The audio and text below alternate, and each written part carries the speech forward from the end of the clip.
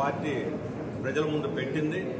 ఈరోజు సంక్షేమ కార్యక్రమాలతో డబ్బు బదిలీ చేసి అభివృద్ధి సాధిస్తామని ఒక పార్టీ అంటుంటే, విదేశీ పెట్టుబడిదారులు పిలిచి రైతుల భూములన్నీ వాళ్ళకి అప్పచెప్పేసి అభివృద్ధి వస్తుందని ఇంకొక పార్టీ చెబుతుంది. ఈ రెండు ప్రయోగాలు విఫలమైపోయినాయి. ప్రపంచవ్యాప్తంగా ఈరోజు అమెరికా, జపాన్, యునైటెడ్ కింగ్డమ్ లాంటి దేశాలే సంక్షోభంలో పడిపోయి అభివృద్ధి లేకుండా పోయింది.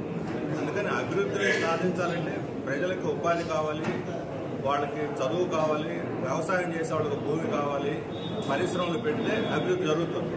మన రాష్ట్రం ఈ పెట్టుబడులు ప్రోత్సహించడంలో నంబర్ 1 స్థానంలో ఉంది. పారిశ్రామిక అభివృద్ధిలో 8వ స్థానంలో ఉంది.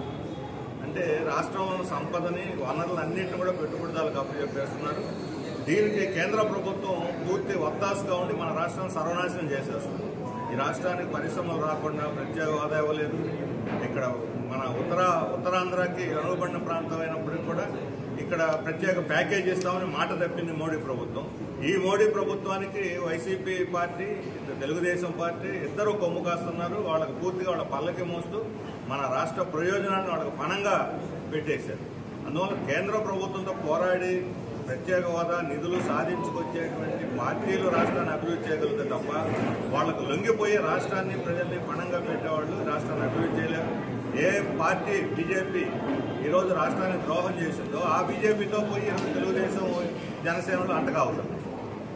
ద్రోహం చేసిన పార్టీలతో కలిసి, రాష్ట్రానికి అన్యాయం చేసిన పార్టీలతో కలిసి తెలుగుదేశం రాష్ట్రాన్ని ఎలా అభివృద్ధి చేయగలుగుతుందని మేము ప్రశ్నిస్తాం. అదే బీజేపీతో కేంద్ర ప్రభుత్వంతో జగన్మోహన్ రెడ్డి రాత్రి మగళ్ళు చేతి చెత్త పట్టాలు పట్టుకుని తిరుగుతున్నాడు. వారానికి ఒకసారి ఆదరేసుకొని దేశంలో ఏ ముఖ్యమంత్రి సార్లు పోయి ఢిల్లీ యాత్ర చేశారు. గతంలో కాంగ్రెస్ వాళ్ళు అలా కేంద్రాన్ని లొంగిపోతేనే ప్రజలు బుద్ధి చెప్పారు. ఈరోజు వైఎస్ఆర్ కాంగ్రెస్ రాష్ట్ర ప్రయోజనాలు కాపాడుతానని చెప్పి వాగ్దానం చేసి ఈ రాష్ట్ర ప్రయోజనాలను తీసుకుపోయి మోడీ మోకాళ్ళ దగ్గర పణంగా పెట్టి ఏళ్లకు పరిపాలించే అర్హత లేదు. అందుకని రాబోయే ఎన్నికల్లో బీజేపీకి అంటగాగుతున్న తెలుగుదేశం, జనసేన కూటమిని, బీజేపీ లొంగిపోయి ఢిల్లీ చుట్టూ ప్రదర్శనలు చేస్తూ ఈ రాష్ట్రంలో నిరంకుశ పరిపాలన చేస్తున్న వైసీపీని ఓడించాలని చెప్పి మేము ఈ ఎన్నికల్లో సిపిఎం పిలుపునిచ్చింది. మేము ఈ పిలుపుకి అనుగుణంగా కలిసి వచ్చేటువంటి పార్టీలతో కూడా కలిసి, అది సిపిఐ కావచ్చు, ఇతర బీజేపీ ఇతర లౌకిక పార్టీలు ఉన్నాయి, ఇలాంటి వాళ్ళందరితో కలిసి మేము సిపిఐ, సిపిఎంలు రేపు 20వ తేదీ విజయవాడలో రాష్ట్ర సదస్సు నిర్వహిస్తున్నాం.